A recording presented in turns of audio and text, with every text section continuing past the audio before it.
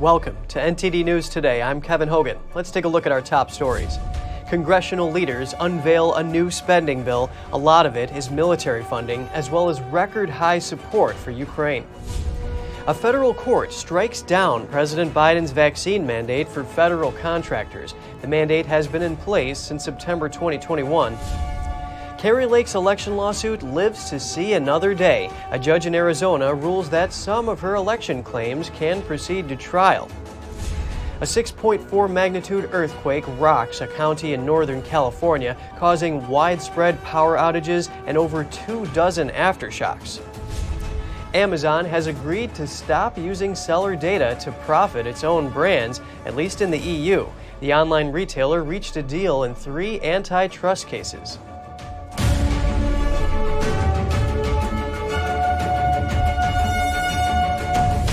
Congress released a new bipartisan spending bill this morning, which would fund the government through the next fall. Federal spending would be increased, and most of the bill's funds are going to the military. Here are the details. Congressional leaders unveiled a government-wide $1.7 trillion spending package early Tuesday. The bill includes around $860 billion in defense funding and $770 billion for domestic programs for the remainder of the fiscal year ending in September. The 4,000-page bill includes another large round of aid to Ukraine, a nearly 10% boost in defense spending, and roughly $40 billion to assist communities across the country recovering from drought, hurricanes, and other natural disasters. This might be the last major bill of the current Congress. Lawmakers are racing to complete passage before a midnight Friday deadline or face the prospect of a partial government shutdown going into the Christmas holiday. The spending package includes about $45 billion in emergency assistance to Ukraine. That would be the biggest American infusion of assistance yet, above President Joe Biden's $37 billion emergency request. Also included is a proposal to ban China-owned social media app TikTok from federal government devices. The bill's release was delayed for hours by haggling between Maryland and Virginia lawmakers concerning the location of the FBI's future headquarters.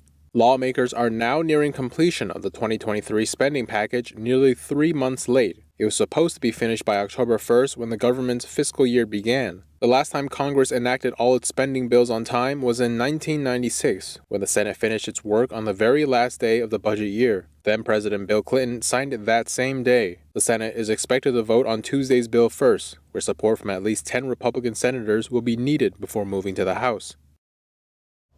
The Biden administration will no longer be able to require the COVID-19 vaccine for federal contractors.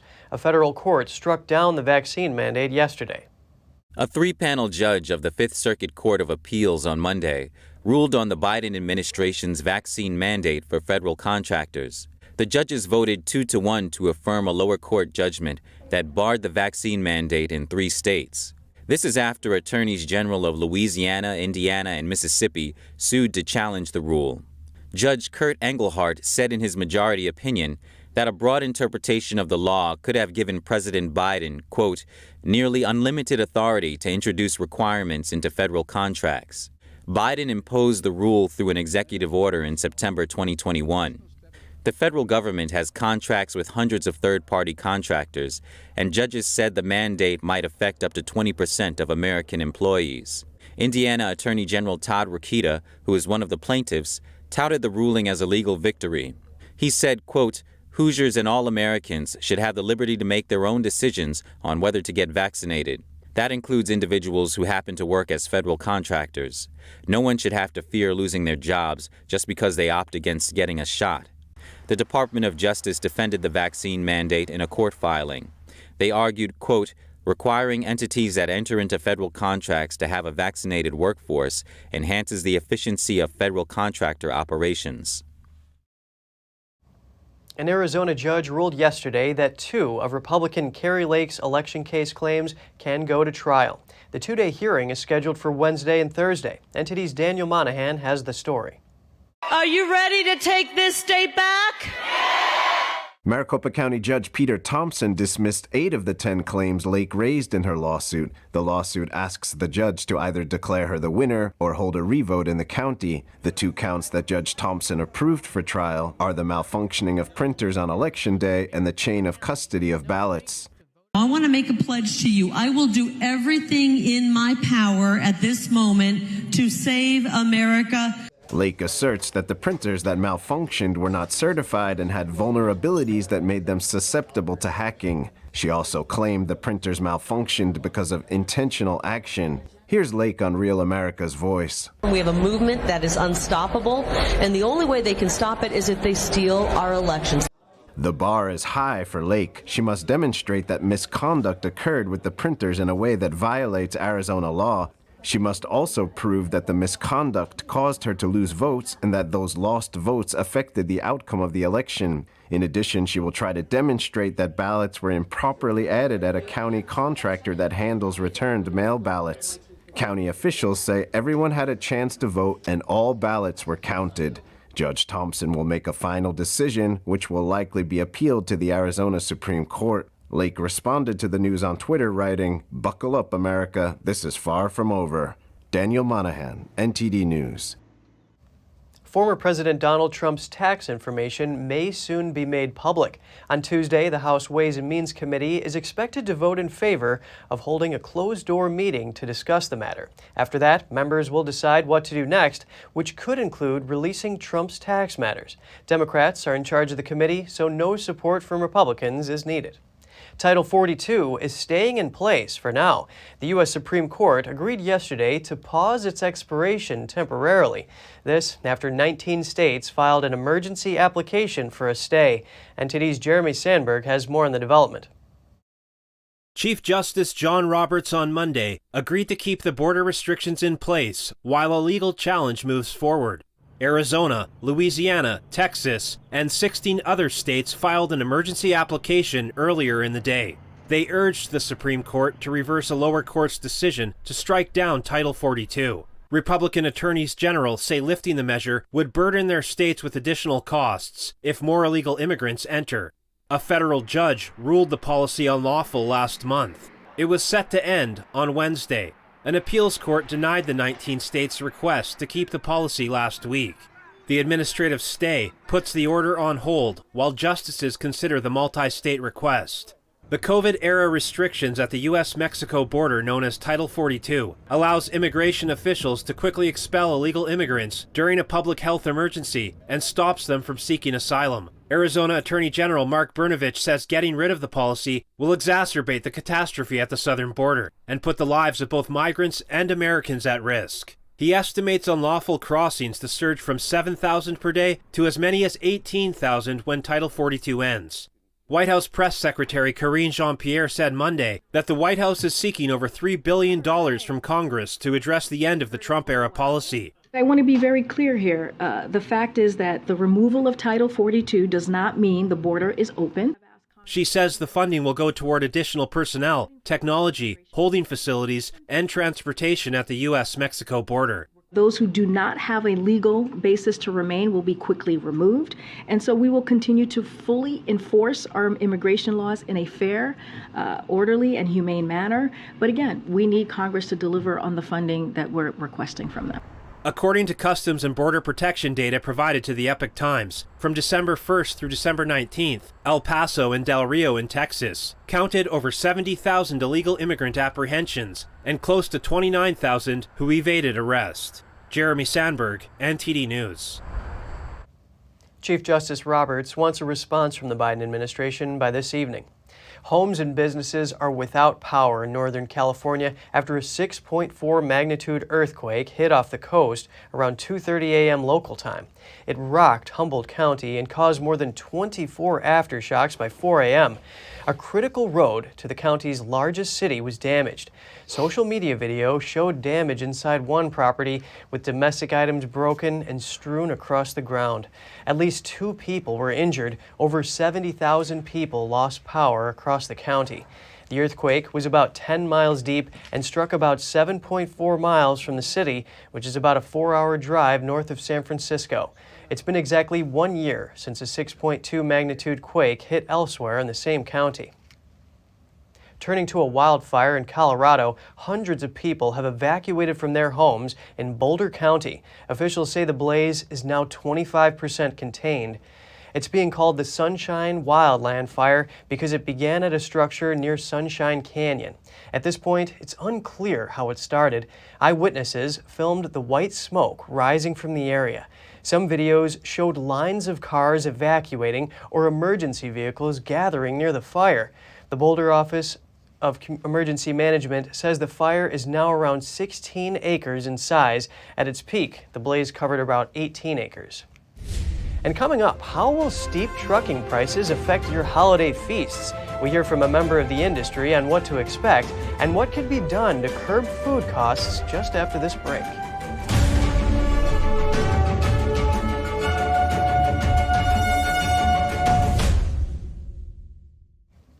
We have some good news for your pocketbook: gas prices. While some may use a sleigh to travel during the holidays, most of us have to rely on more conventional transportation.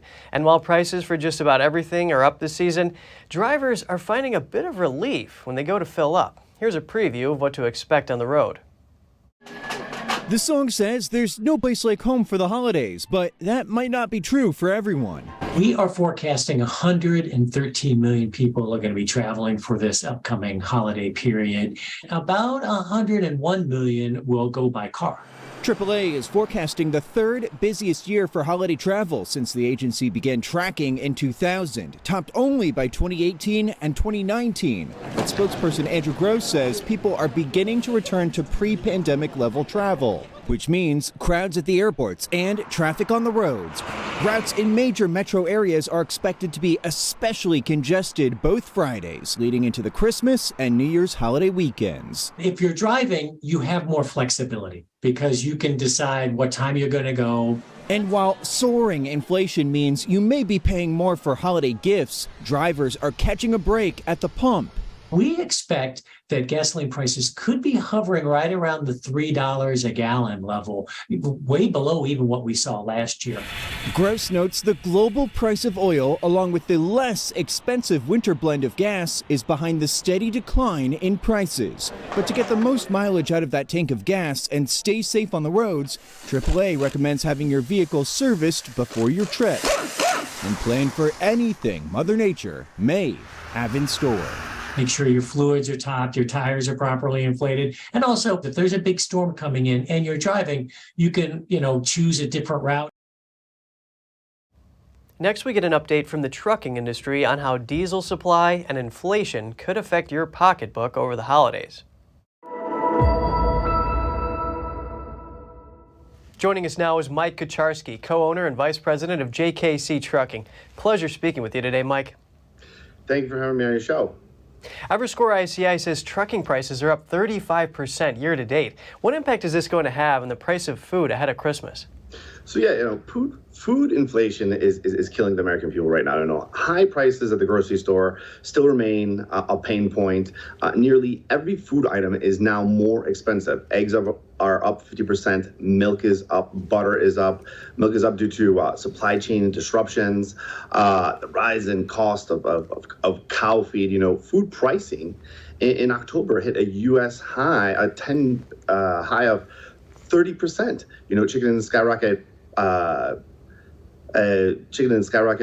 Chicken and meat are skyrocketing. Worldwide food is up 30%. It's killing the American people.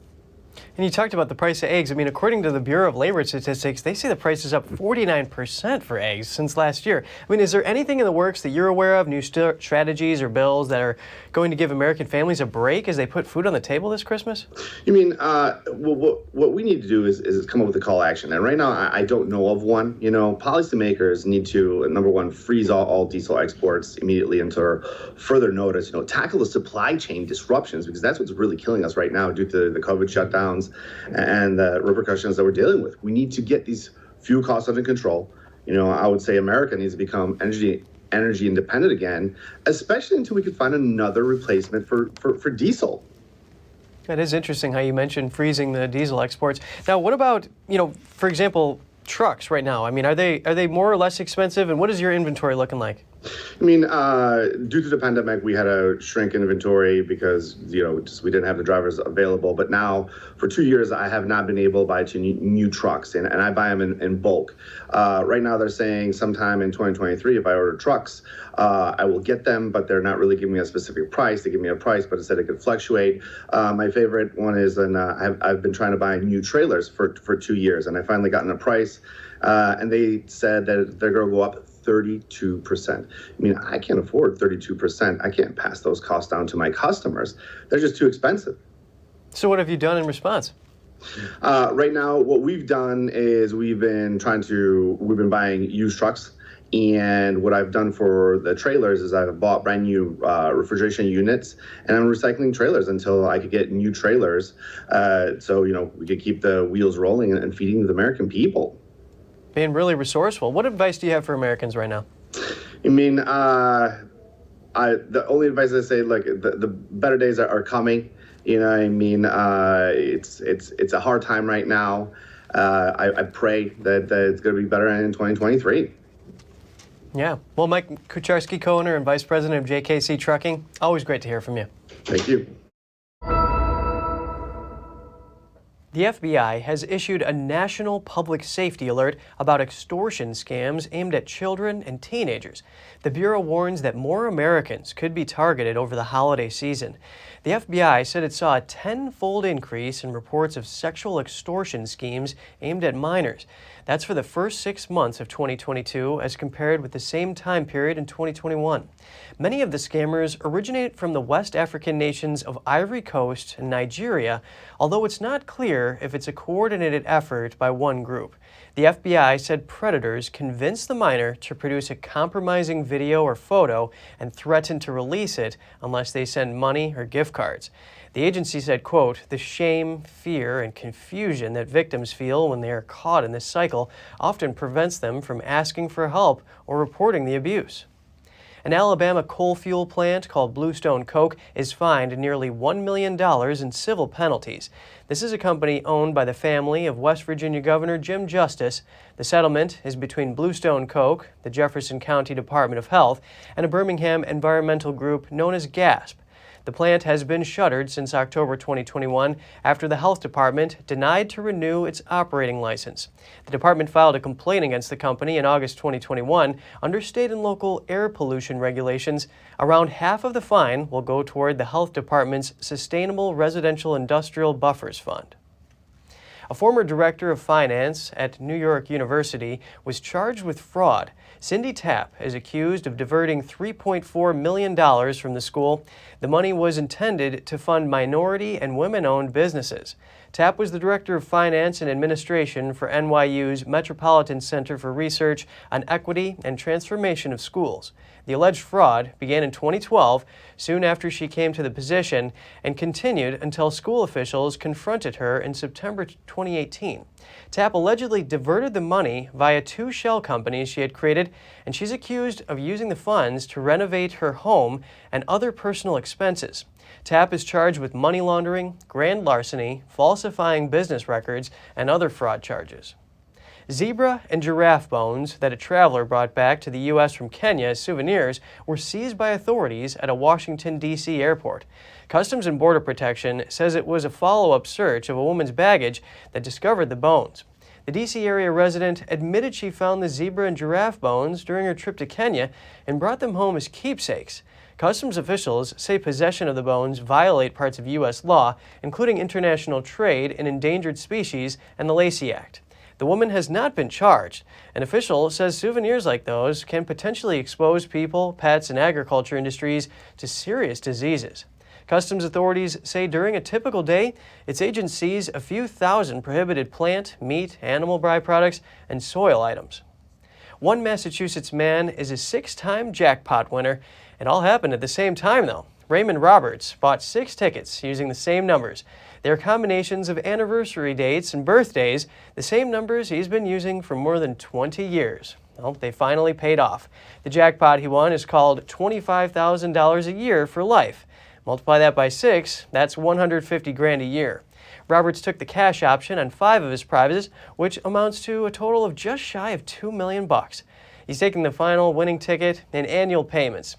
Robert says the first thing he wants to do is buy a motorcycle. And still to come, the lawyer for the ex-Marine wanted by the U.S. shares his thoughts on his client's possible extradition. His client faces 4 charges related to training Chinese pilots. And over 2 million people could die in China. A new study predicting a death peak in January. We'll have the details when we return.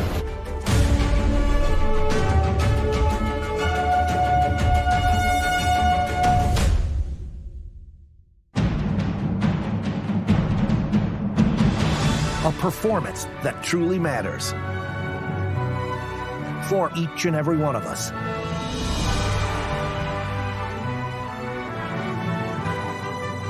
This is what you've been waiting for.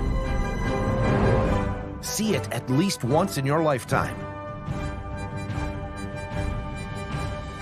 Get tickets now at shenyun.com.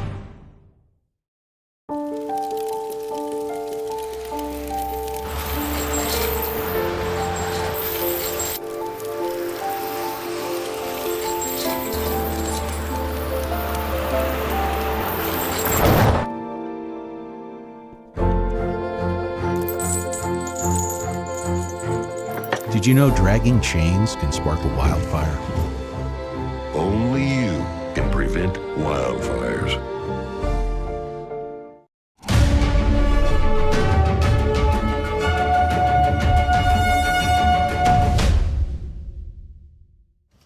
Welcome back. A former U.S. Marine pilot is accused of breaking U.S. arms control law.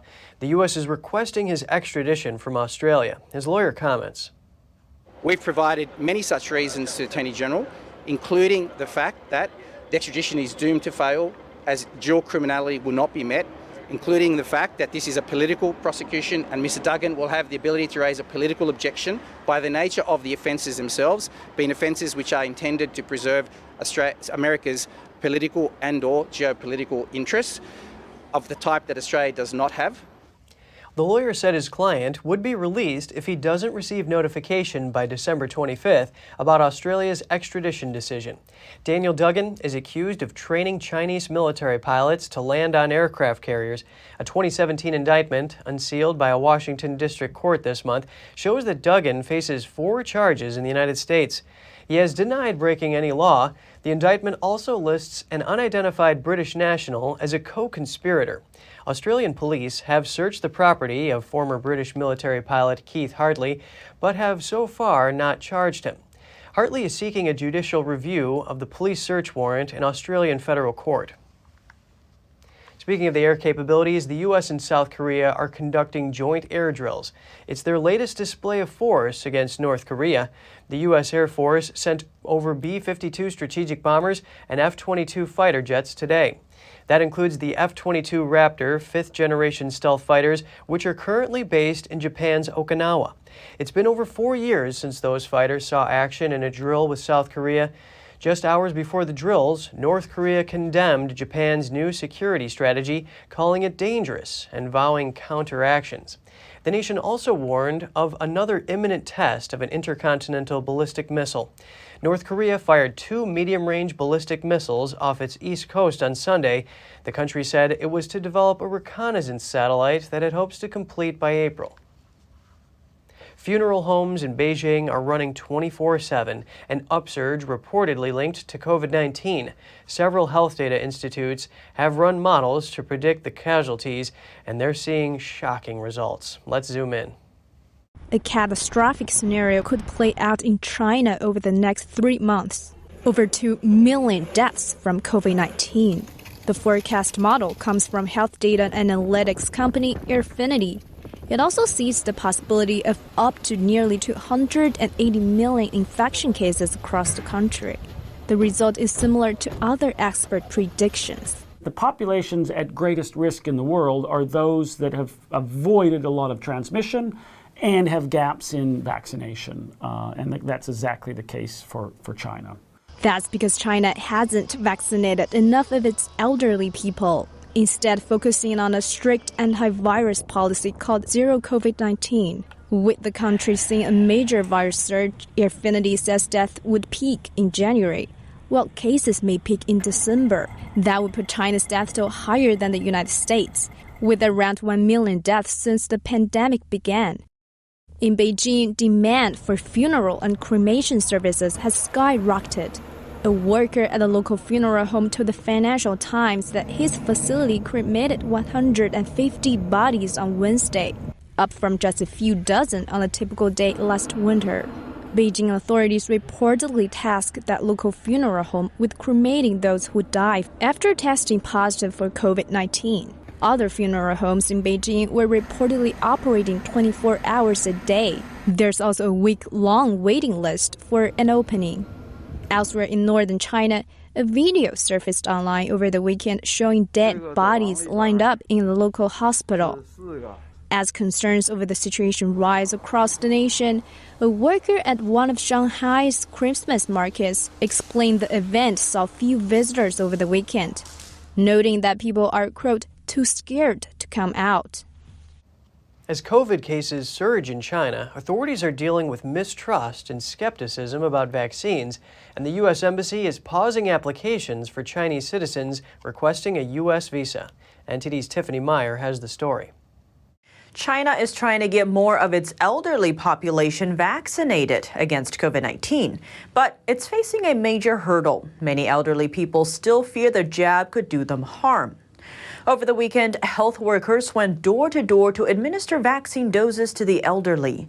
The move comes as the country struggles to reopen amidst a surge of COVID-19 cases. China's official vaccination rate is above 90%, but the rate for elderly citizens who have gotten booster shots is only around 40%. One resident said she doesn't trust the vaccine because of potential side effects. Western-made vaccines are unavailable in mainland China, so the public has largely relied on homegrown jabs. But some people in China remain skeptical over their efficacy compared to their foreign-made mRNA counterparts. In the Chinese territory of Macau, demand has surged for vaccine doses in recent weeks. The bookings are mainly from the Chinese mainlanders, as they can receive mRNA vaccines in Macau. China currently allows foreign nationals to get Western-made vaccines. The U.S. and Germany are partially closing their doors to Chinese citizens for now. As of December 15th, all routine visa services have been suspended, meaning that temporarily Chinese people are blocked from applying for American visas. Those services are still available for American citizens. This, according to an announcement from the U.S. Embassy in China on Thursday. The same day, the German embassy in Beijing closed its visa office until January 6th. The German consulate in southwestern China also closed for several days. Consulates in other parts of China are still open. Has China's easing of its zero COVID-19 policy caused a virus spike? The World Health Organization, or WHO, is saying no and backing it up with data from China.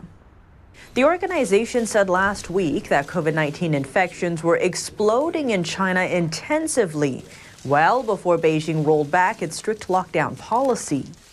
Earlier this month, Chinese authorities halted one of the country's stricter policies, placing entire communities under lockdown when a single infection case is discovered inside them.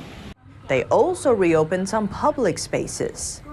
But a month before that change, at the beginning of November, online search queries for the term fever exceeded normal levels by 5 times, both in Beijing and China's northern Hebei province.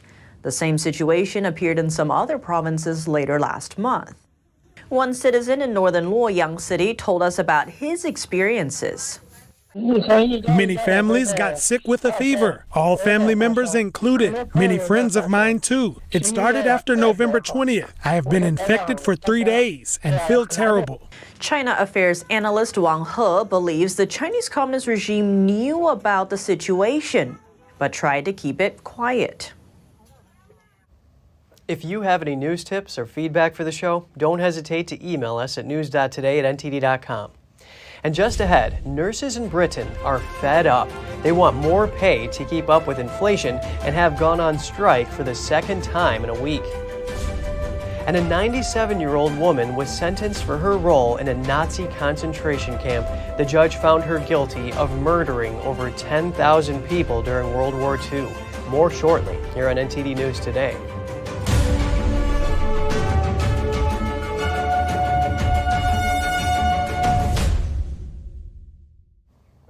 Amazon has reached a settlement with the EU over 3 antitrust cases. The deal saves the company from fines of up to 10% of its global turnover.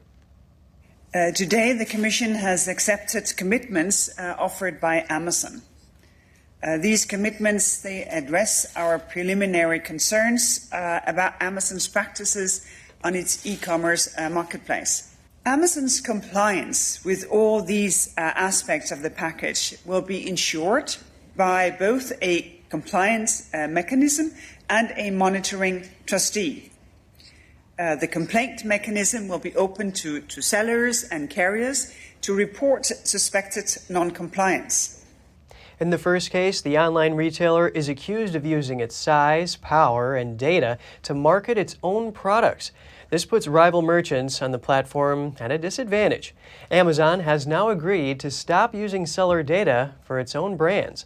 The second case relates to the ranking of buy box on its website. Amazon agreed to create a second prominent buy box for competitors' products. Amazon also agreed that sellers under its Prime feature can choose their own logistics and delivery services.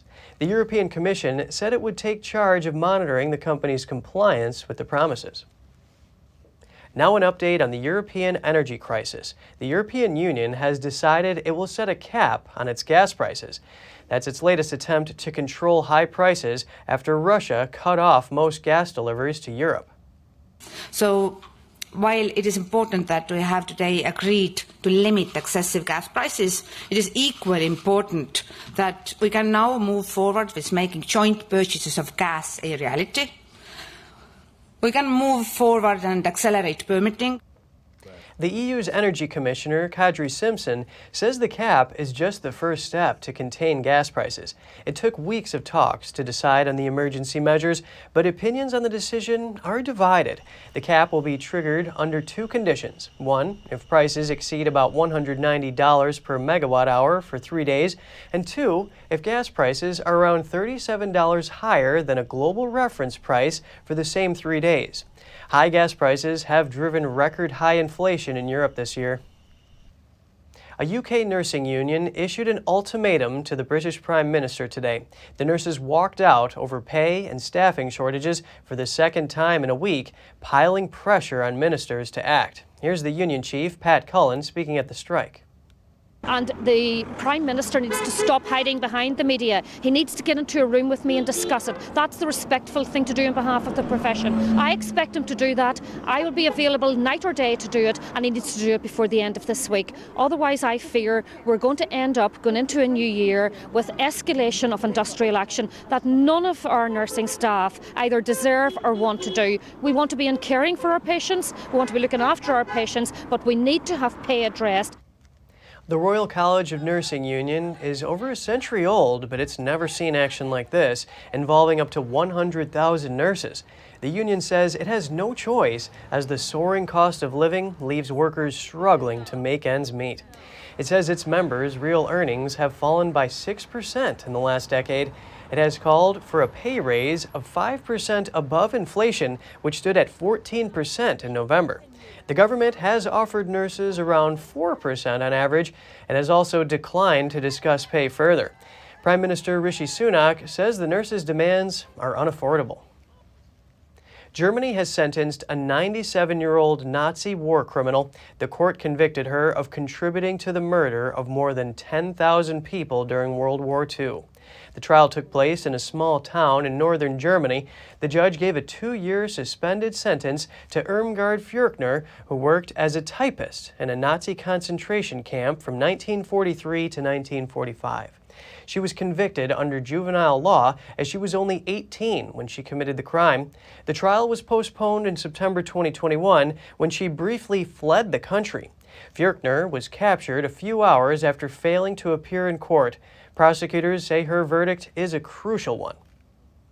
Only a secretary is easily said, but the role of a secretary at the time in the bureaucracy of a concentration camp was significant. I believe that it's very important for the survivors, but also for everyone today, that this trial ended with a verdict.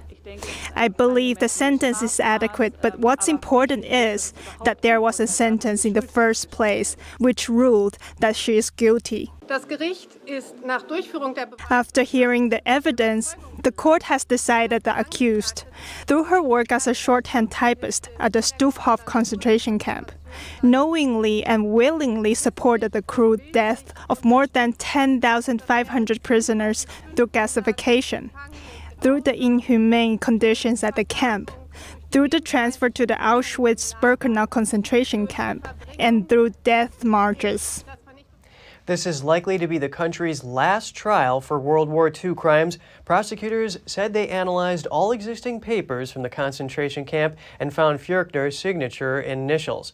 In her closing statement, the senior said she was sorry for what had happened and regretted her participation in the crime. Leo Varadkar returns for a second term as Ireland's Prime Minister. In an acceptance speech, he promised to tackle the housing and cost of living crises. As Taoiseach, my mission will be to build on the achievement of 100 years ago and to work on what needs to be done for this generation and the next, providing hope and housing, economic opportunities and a fair start for all.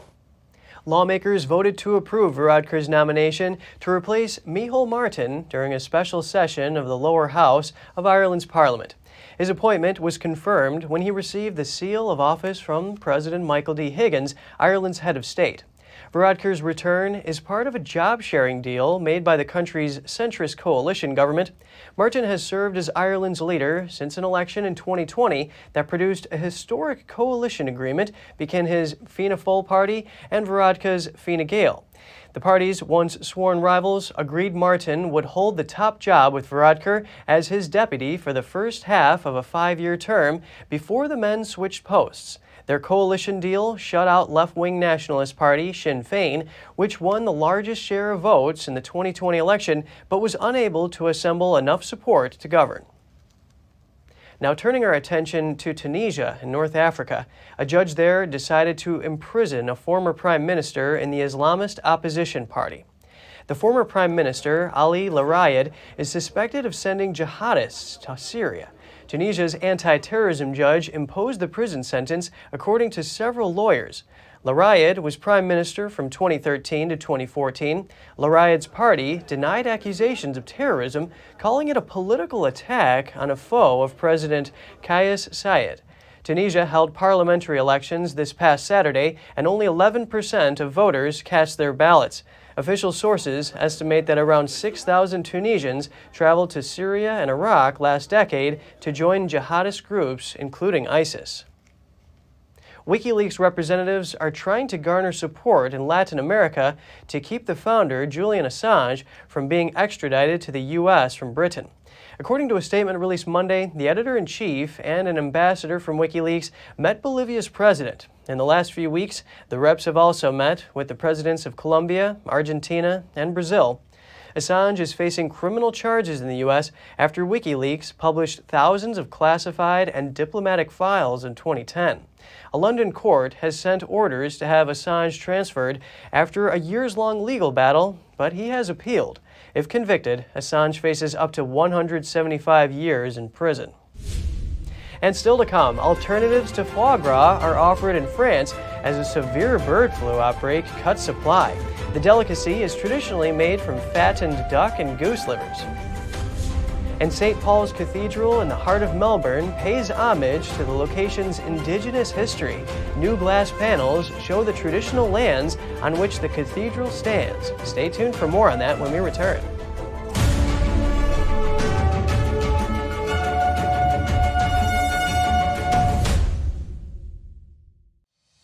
We're entering an unprecedented period of economic turmoil. The economy is unstable, our government is in shambles, and the global war on energy has created a domestic crisis. Americans need a way to protect their financial future.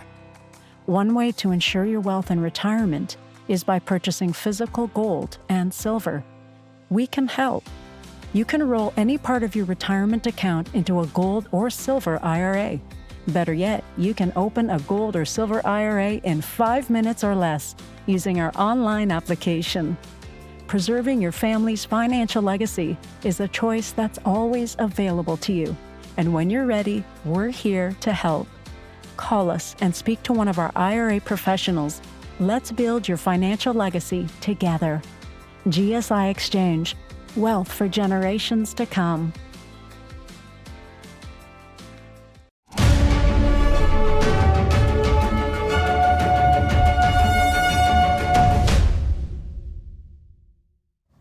Good to have you back. Experts are learning more about the mysterious Nazca lines in Peru.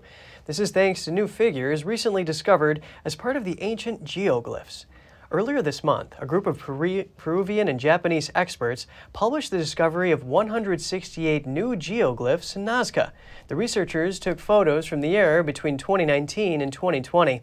Experts say the new geoglyphs found in Nazca are mostly small figures 6 to 20 feet in length on average. The techniques and images are more ancient than the big lineal figures that are already known. The discovery is made up of human and animal figures, from which stand out camelids, felines, birds, and snakes. According to their characteristics, the figures were made by the people of the ancient Nazca culture between 100 BC and 300 AD. The Nazca lines belong to Peru's rich pre-Columbian history. They are located about 3 hours by road from capital Lima. It's a World Heritage Site, and the lines can only be seen from the air. It's believed the lines were designed to mark trails or roads, but it's complicated to study and conserve the Nazca lines due to the vast terrains they cover.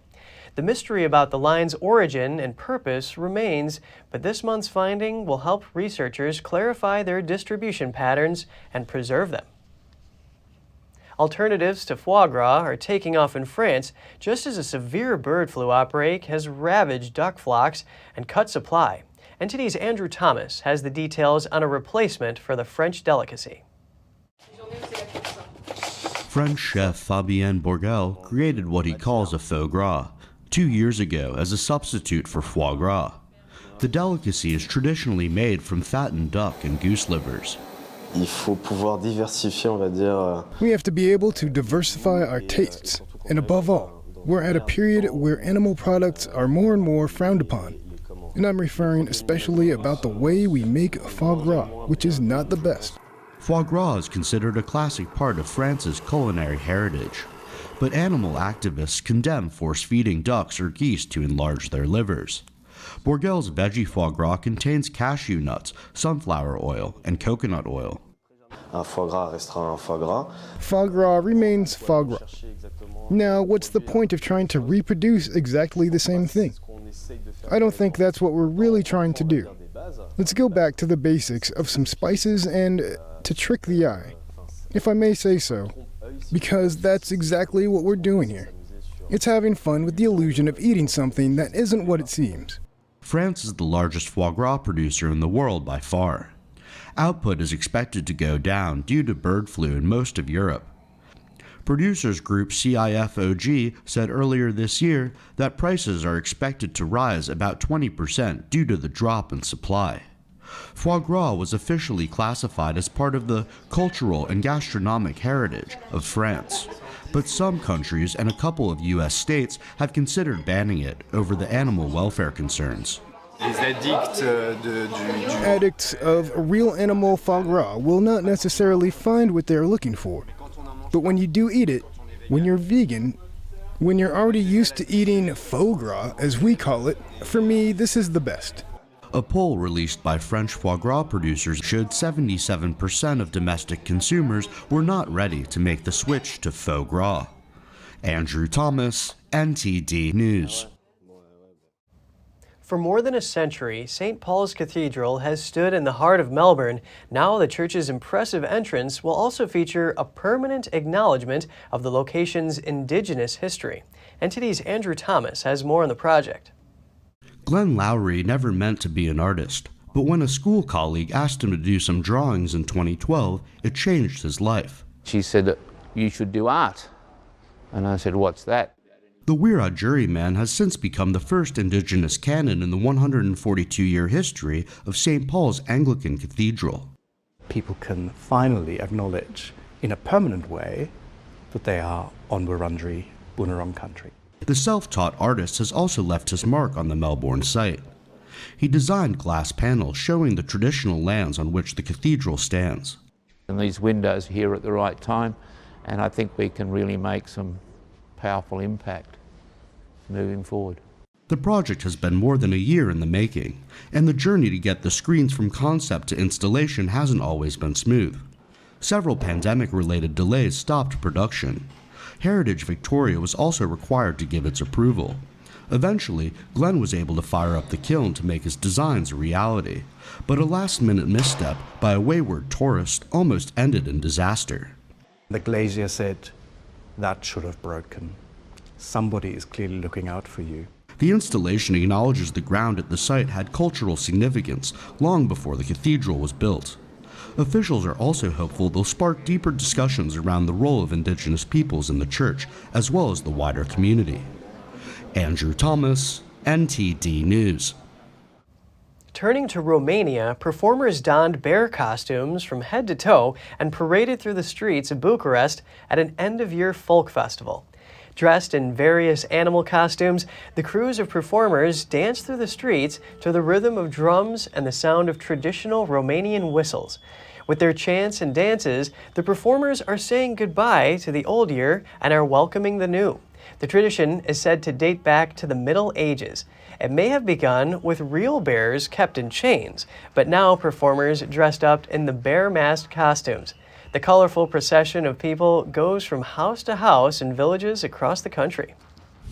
And just ahead, pink, purple, black, and white are top Christmas decoration colors in Beverly Hills. It's a brighter Christmas this year, following 2 years of pandemic. And wealthy Beverly Hills shoppers prepare to splurge this holiday season.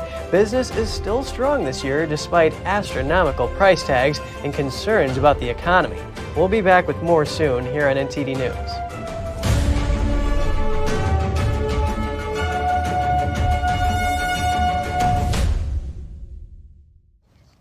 German police recovered most of the jewelry from a 2019 looting in Dresden.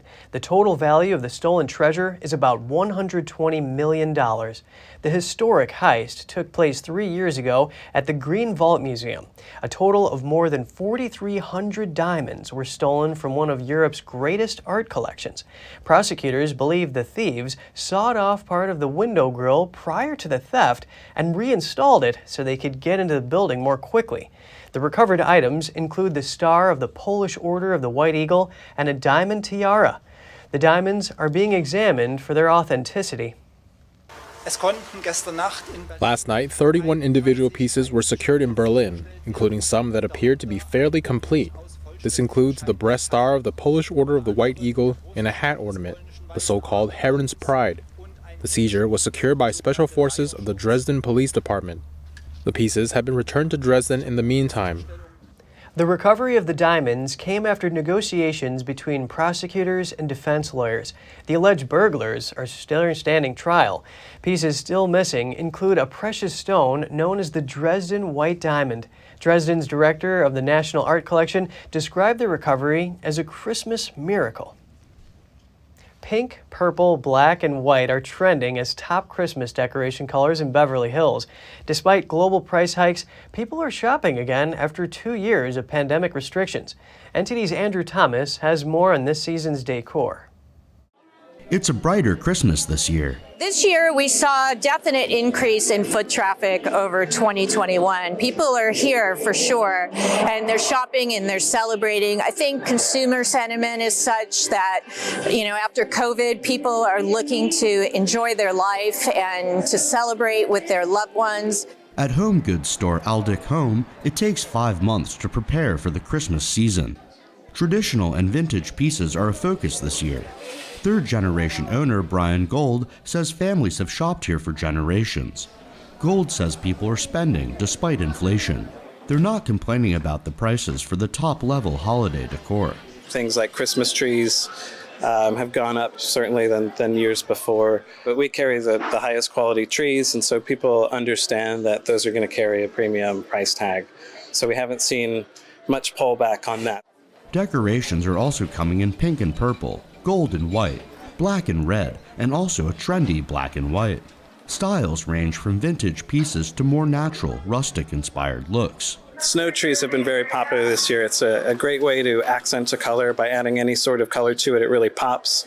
And it's just kind of a fantasy Christmas look that people have really gravitated towards. Customers are enjoying the new styles, but some say, all in all, Christmas decor can be anything you want, as long as people get to celebrate with their loved ones. Andrew Thomas, NTD News. Just in time for the Christmas holiday, a Chicago-based snack shop is encouraging people to set aside the usual snacks. It recommends celebrating the holiday season by trying a unique Chicago tradition. Peppermint and pickle thing is a big thing in Chicago, I see. It's a lot of people who come in here and be like, I never saw this. Or they be riding past looking and stuff. And we've been open for 2 years straight. It's an old tradition, but coming out to more people. Besides the peppermint pickle, the store's co-owner says some of his customers also ask for other interesting combinations. These include Kool-Aid pickles, which are made by soaking dill pickles in Kool-Aid mix, and Flamin' Hot Cheeto pickles, which are made by sprinkling crushed up Cheeto snacks all over a pickle. Beverly Hills shoppers are ready to splurge on luxury items this holiday season. The market is still attracting business this year despite astronomical price tags and concerns about the economy. NTD's Andrew Thomas has the details on what's available for Hollywood's rich and famous. This 18-karat white gold necklace has more than 600 diamond pieces, bringing the total to 102 carats. The price? $520,000. Another necklace custom made with rubies is slightly more affordable, going for $380,000. Here in Beverly Hills, the wealthy can find the expensive and the extravagant. People are spending money, although there's talks of a recession, people aren't acting like that. They're willing to spend the money for the families, the holidays. Mayor of Beverly Hills, Lily Bose, says people are excited about the holidays this year. She says despite the war in Ukraine, domestic politics, and an uncertain global economy, people are still shopping. The business owners are telling me that this is a really positive year for them. I think people are just really excited to be back out again. So they're in the stores, they're not online, they're out in the stores and shopping and really having a very, very happy experience. The House of Bijan on Rodeo Drive claims to be the most expensive menswear store in the world. This double pure cashmere topcoat sells for $21,000. Another coat with a mink collar comes in at $28,000. Bose says the mood is positive and the holiday energy is palpable. You can just literally walk around and you see people holding their shopping bags with smiles on their faces. They're out dining, they're out shopping. There's a great vibrancy and an optimism. It's great. I think people are just thrilled to be out again, enjoying the holiday spirit. Despite inflation and high prices, the National Retail Federation expects robust spending this holiday season. Sales in 2021 totaled $889 billion. Inflation would account for a 9 to 10% increase. Instead, sales are predicted to hike by 6 to 8% this year and rake in between $940 billion and $960 billion. Andrew Thomas, NTD News. Christmas came early at a zoo in Belgium. There, animal residents unpacked their presents to find their favorite treats. Zookeepers wrapped the gifts in colorful boxes. Inside were fruits, greens, fish, and other delicacies. A Tasmanian devil jumped around the box to show his delight in the holiday surprise. Then came the herd of elephants, pulling fruit out of the boxes with their trunks.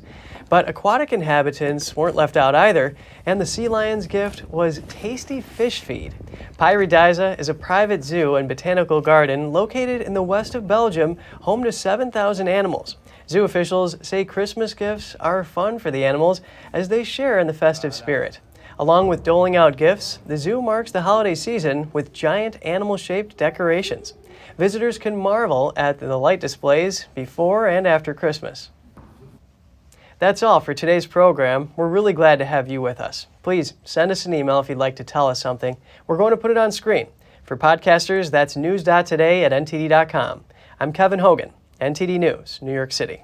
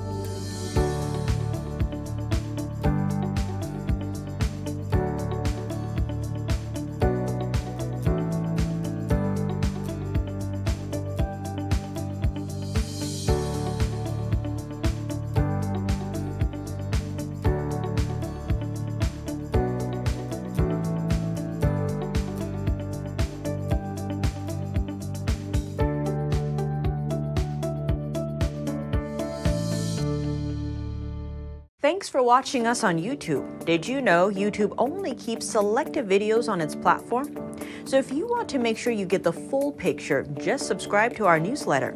Go to newsletter.ntd.com and sign up. It's free.